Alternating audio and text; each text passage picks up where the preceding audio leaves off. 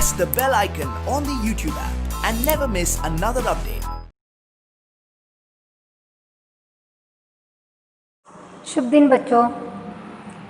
पिछले क्लास में हम यानी बीरबल के बारे में बोल रही थी। यानी यहाँ अकबर के दरबार में ख्वाजा साहब अपने आप को बुद्धिमान समझे थे।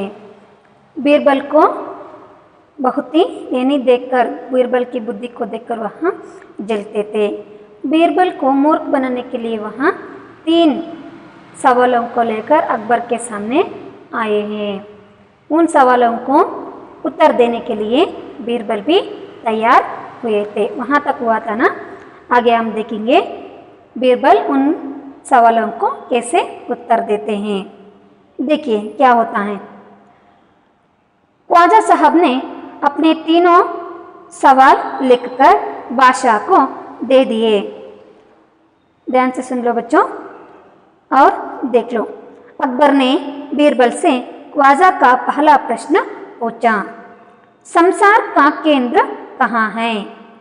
बीरबल ने तुरंत जमीन पर अपनी छड़ी गाड़कर उत्तर दिया, यही स्थान चारों ओर से दुनिया के बीचों बीच पड़ता है। यदि ख्वाजा साहब को विश्वास ना हो तो वे फीते से सारी दुनिया को नापकर दिखा दें कि मेरी बात गलत है। अकबर ने दूसरा प्रश्न किया, आकाश में कितने तारे हैं? बीरबल ने एक बेड़ मंगवाकर कहा, इस बेड़ के शरीर में जितने बाल हैं उतने ही तारे आसमान में हैं। ख्वाजा साहब को इसमें संदेह हो तो वे बालों को गिनकर तारों की संख्या से तुलन कर लें। अब अकबर ने तीसरा सवाल किया, संसार की आबादी कितनी है? बीरबल ने कहा, जहांपना संसार की आबादी पल पल पर घटती बढ़ती रहती है, क्योंकि हर पल लोगों का मरना जीना लगा ही रहता है। इसलिए यदि सभी लोगों को एक जगह इकट्ठा किया जाए तभी उनको गिनकर ठीक ठीक संख्या बताई जा सकती है। बादशाह तो बीरबल के उत्तरों से संतुष्ट हो गया, लेकिन ख्वाजा साहब नाक बोहा सिकोड़कर बोले, ऐसे गोलमाल जवाबों से काम नहीं चलेगा जनाब। बीरबल बोले, ऐसे सवालों के ऐसे ही जवाब होते हैं। पहले मेरे जवाबों को गलत साबित कीजिए तब आगे बढ़िए। ख्वाजा साहब से फिर कुछ बोलते नहीं बना। देखो यानी ख्वाजा साहब ने कैसे प्रश्न पूछ रहे हैं। ख्वाजा साहब ने अपने 3 सवाल लिखकर बादशाह के यानी बादशाह को दे दिए। अपनी 3 सवालों को लिखकर एक कागज में लिखकर बादशाह को दे दिए। अकबर ने बीरबल से ख्वाजा का पहला प्रश्न पूछा। देखो बादशाह अकबर ने बीरबल को पहले प्रश्न पूछ रहे हैं, संसार का केंद्र कहाँ है? संसार का केंद्र कहाँ है? बीरबल ने तुरंत जमीन पर अपनी छड़ी गाड़कर उत्तर दिया, यही स्थान चारों ओर से दुनिया के बीचों बीच पड़ता है। यदि ख्वाजा साहब को विश्वास ना हो तो वे फीते से सारी दुनिया को नापकर दिखा दे कि मेरी बात गलती है। ಸಂಸಾರದ ಮುಖ್ಯ ಕೇಂದ್ರ ಯಾವುದು? ಅದು ಎಲ್ಲಿರುತ್ತೆ ಅಂತ ख्वाजा साहब रा ಮೊದಲನೇ प्रश्न। यानी उस प्रश्न के लिए बीरबल तुरंत उत्तर देते हैं, जमीन पर अपनी छड़ी गाड़कर, छड़ी यानी स्टिक, वॉकिंग स्टिक, उत्तर दिया, यही स्थान चारों ओर से दुनिया के बीचों बीच, यानी यही संसार का केंद्र है। यानी इस दुनिया ही बीचों बीच पड़ता है, यही संसार की केंद्र है। ख्वाजा साहब को विश्वास नहीं हो तो मेरी में दी हुई उत्तर में ख्वाजा साहब को विश्वास नहीं हो तो फीते से सारी दुनिया को नाप कर दिखा दें. ಅವ್ರಿಗೆ ನನ್ನ ಒಂದು ಆನ್ಸರ್ ಮೇಲೆ ವಿಶ್ವಾಸ ಇಲ್ಲ ಅಂತಂದರೆ ಏನು ಮಾಡಲಿ, ಇಡೀ ದುನಿಯಾನೇ ಇಡೀ ಜಗತ್ತನ್ನೇ ಅವರು ಅಳೆದು ತೋರಿಸ್ಲಿ. ನಾಪ್ ಕರ್ ದಿಕ್ಕಾದೆ ಮೇರಿ ಬಾತಿ ಗಲತ್ ಹೇ. ಇಡೀ ಒಂದು ವಿಶ್ವನ ಅಳತೆ ಮಾಡಿ ತೋರಿಸ್ಲಿ ಅವರು ನನಗೆ, ನಾನು ಕೊಟ್ಟಿರ್ತಕ್ಕಂಥ ಉತ್ತರ ತಪ್ಪು ಅಂತ. ವಿಶ್ವಾಸ ಅವಿಶ್ವಾಸ, ವಿಶ್ವಾಸ ಯಾನಿ ನಂಬಿಕೆ ಅಲ್ವಾ, विश्वास जिसका विलोम शब्द होता है अविश्वास.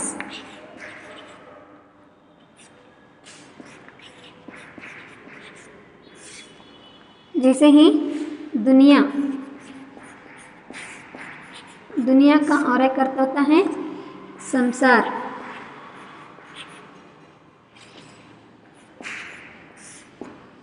संसार जग भी हम बोलते हैं, प्रपंच भी बोलते हैं.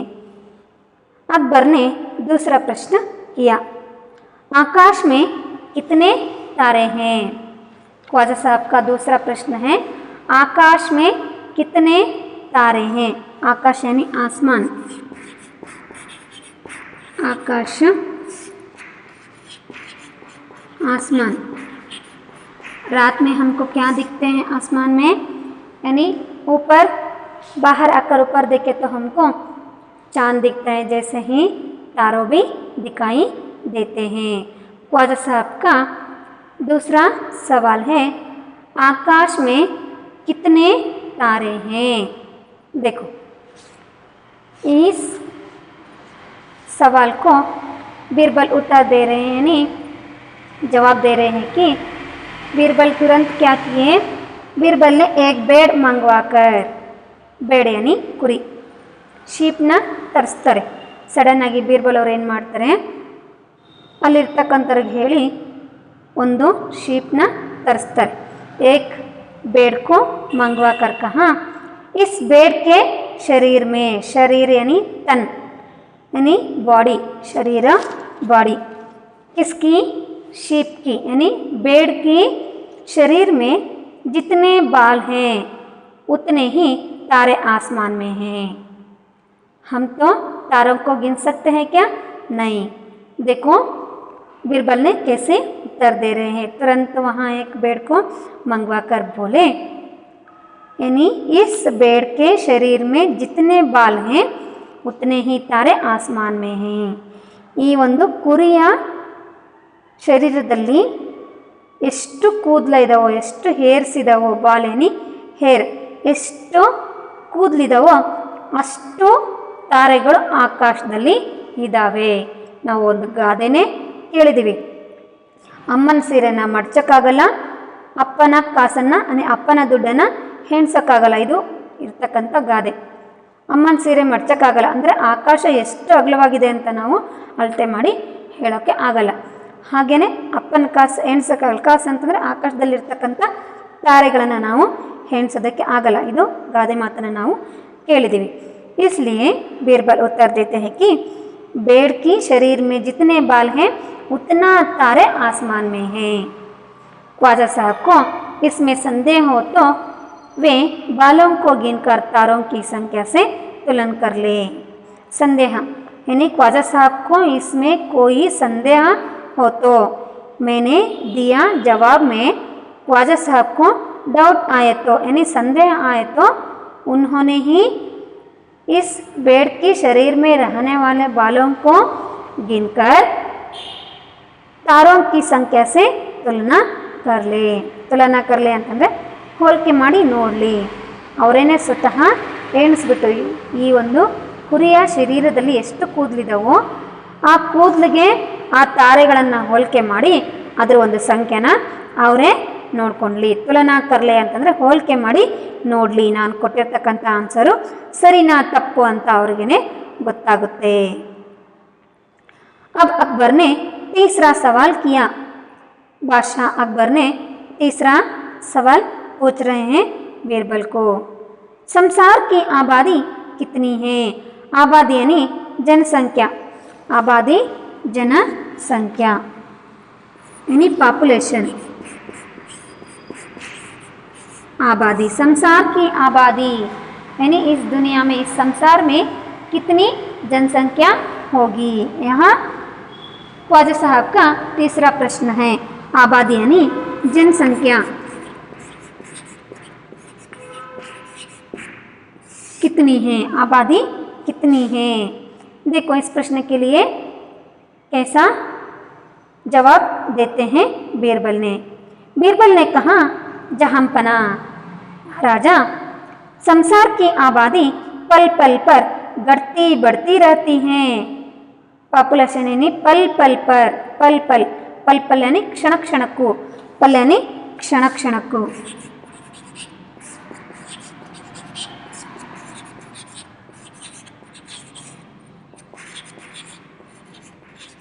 ಅಂದ್ರೆ ಪ್ರತಿ ನಿಮಿಷಕ್ಕೂ ಕೂಡ ಏನಾಗ್ತಿರುತ್ತೆ, ಪಲ್ ಪಲ್ ಪರ್ ಗಡ್ತಿ ಬಡ್ತಿ ರಹತಿ ಹೇ, ಗಡ್ತಿ ಬಡ್ತಿ, ಕಡಿಮೆನೂ ಆಗ್ತಿರುತ್ತೆ ಹೆಚ್ಚು ಕೂಡ ಆಗ್ತಿರುತ್ತೆ।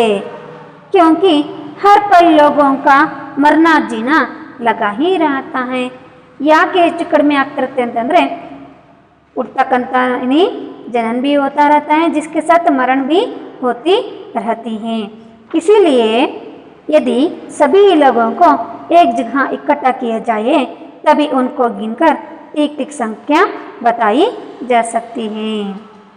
आप यानी आपके हाथ में होते तो क्या क्या करो, यदि सभी लोगों को एक जगह इकट्ठा किए, इकट्ठा यानी ಒಂದು ಕಡೆ ಗೂಡಿಸೋದು, ಒಂದು ಕಡೆ ಸೇರಿಸಿದರೆ ಇಡೀ ಪ್ರಪಂಚದಲ್ಲಿರ್ತಕ್ಕಂಥ ಎಲ್ಲ ಜನರನ್ನು, ಎಲ್ಲ ಪೀಪಲ್ಸ್ನು ಒಂದು ಕಡೆಗೆ ಸೇರಿಸಿದರೆ, ಇಕ್ಕಟ್ಟ ಯಾನಿ ಕೂಡಿಸೋದು, ಒಂದು ಕಡೆಗೆ ಸೇರಿಸಿದರೆ, ಇಕ್ಕಟ್ಟ ಕಿಯಾ ಜಾಯೆ ತಬಿ ಉನ್ಕೋ ಗಿನ್ಕರ್, ಆವಾಗ ನಾನು ಏನು ಮಾಡ್ಬೋದು, ಅವರನ್ನು ಎಣಿಸ್ಬಿಟ್ಟು ಟಿಕ್ ಟಿಕ್ ಸಂಖ್ಯೆ ಬತಾಯಿ ಜಾ ಸಕ್ತಿ ಹೇ, ಕರೆಕ್ಟಾಗಿರ್ತಕ್ಕಂಥ ಒಂದು ಸಂಖ್ಯೆನ ನಿಮಗೆ ಕೊಡ್ಬೋದು।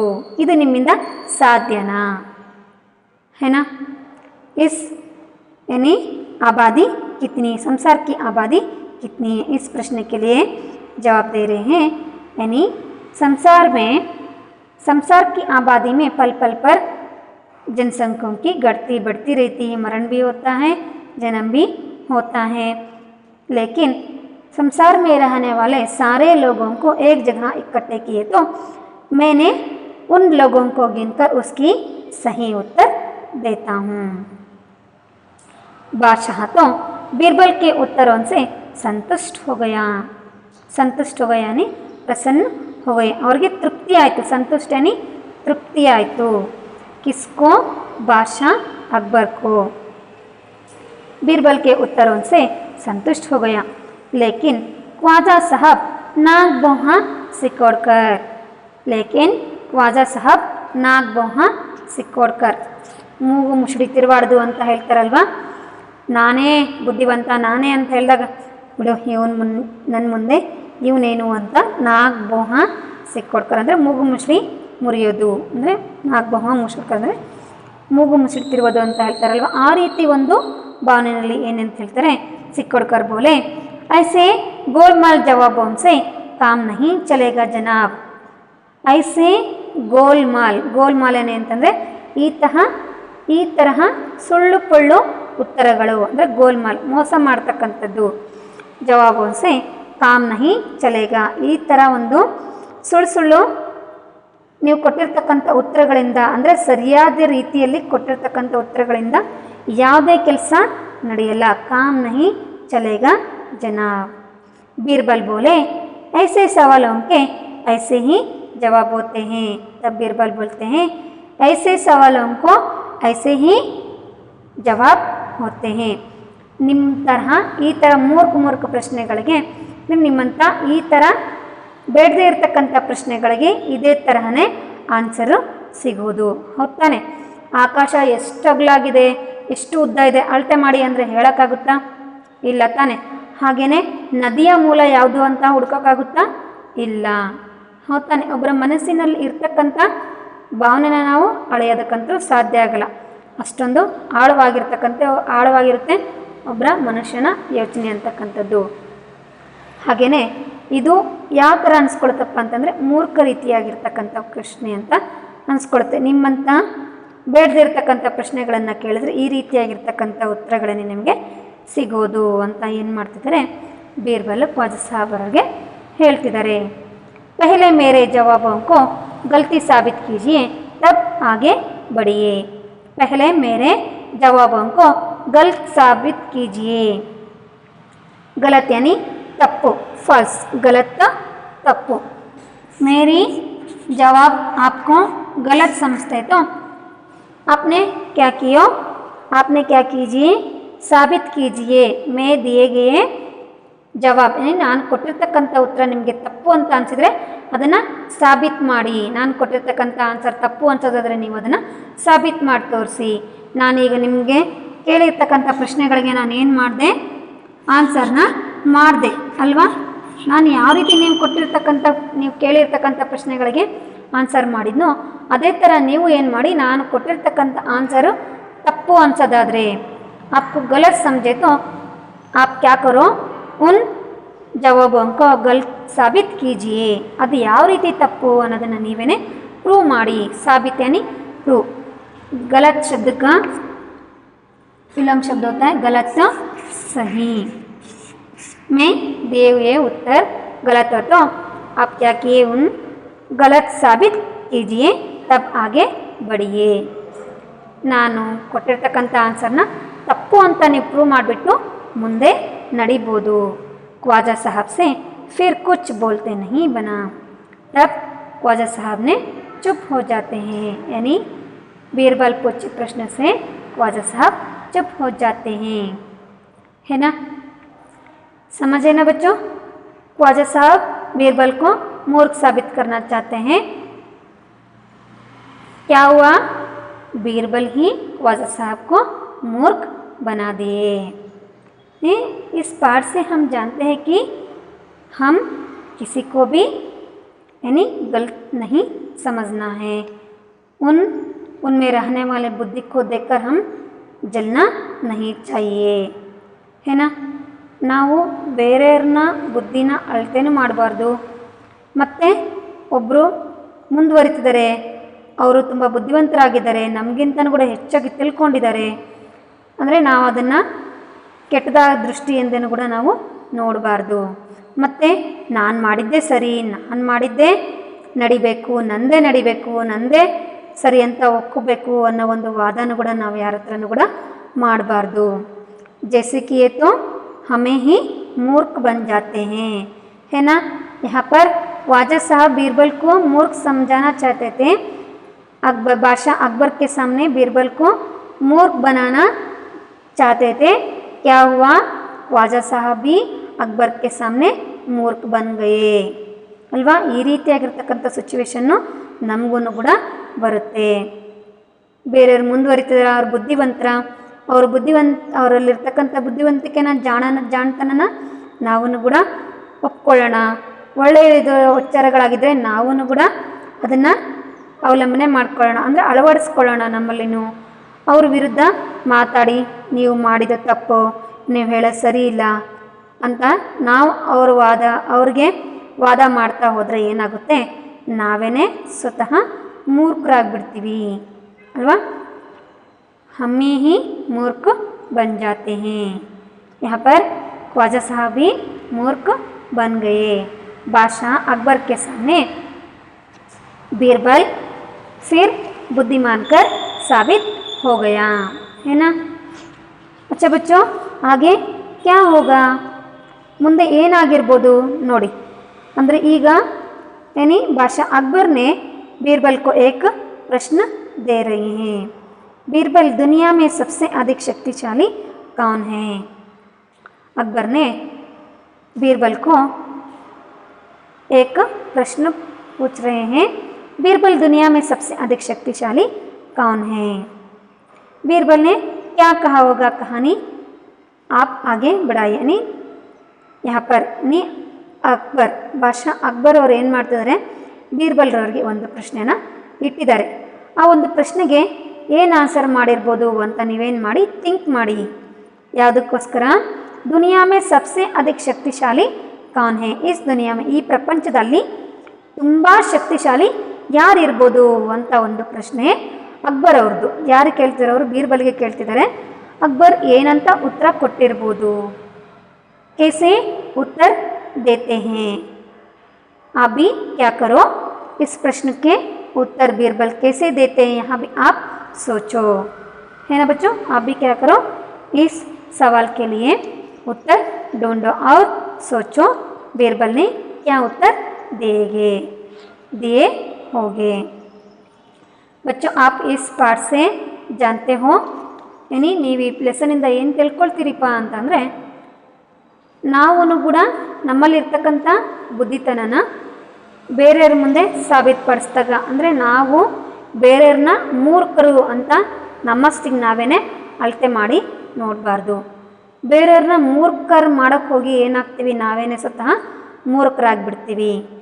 ಅಂದರೆ ಸಮಂಜಸವಾಗಿರ್ತಕ್ಕಂಥ ಏನು ಒಂದು ಏನೇ ಕ್ವಶನ್ ಕೇಳಿ ಅದಕ್ಕೆ ಅರ್ಥಗರ್ಭಿತವಾಗಿರಬೇಕು ಅಂಥ ಒಂದು ಕ್ವಶನ್ಗಳನ್ನು ಕೇಳಿದಾಗ ಏನಾಗುತ್ತೆ, ಅದಕ್ಕೆ ತಕ್ಕನಾಗಿರ್ತಕ್ಕಂಥ ಉತ್ತರ ನಮಗೂ ಕೂಡ ಸಿಗುತ್ತೆ. ಸುಮ್ಮನೆ ತರಲೆ ಆಗಿರ್ತಕ್ಕಂಥ ಪ್ರಶ್ನೆಗಳನ್ನು, ಬೇಡದೇ ಇರ್ತಕ್ಕಂಥ ಕ್ವೆಶನ್ನ ಕೇಳಿದಾಗ ಏನಾಗುತ್ತೆ, ಅದಕ್ಕೆ ತಕ್ಕನಾಗಿರ್ತಕ್ಕಂಥ ಉತ್ತರ ನಮಗೂ ಕೂಡ ಸಿಗುತ್ತೆ ಅನ್ನೋದನ್ನು ನಾವೇನು ಮಾಡಬೇಕಾಗುತ್ತೆ, ಈ ಲೆಸನಿಂದ ತಿಳ್ಕೊಳ್ತೀವಿ. अच्छा बच्चों, आपने जान गए हो कि जैसा सवाल वैसा जवाब, ಅಂದರೆ ಯಾವ ರೀತಿ ಕ್ವಶನ್ ಕೇಳ್ತೀವೋ ಅದೇ ರೀತಿಯಾಗಿರ್ತಕ್ಕಂಥ ಉತ್ತರ ನಮಗೆ ಸಿಗುತ್ತೆ. ಈ ಒಂದು ಪಾಠದ ಶೀರ್ಷಿಕೆ ಅರ್ಥ ನಿಮಗೆ ಅರ್ಥ ಆಗಿದೆ ಅಂತ ನಾನು ತಿಳ್ಕೊಳ್ತೀನಿ. ಹಾಗೆಯೇ ಈ पाठनू ಕೂಡ यानी इस पाठ भी आप जाने हो बच्चों, इसलिए मैंने आपको धन्यवाद बोल रही हूँ. धन्यवाद बच्चों.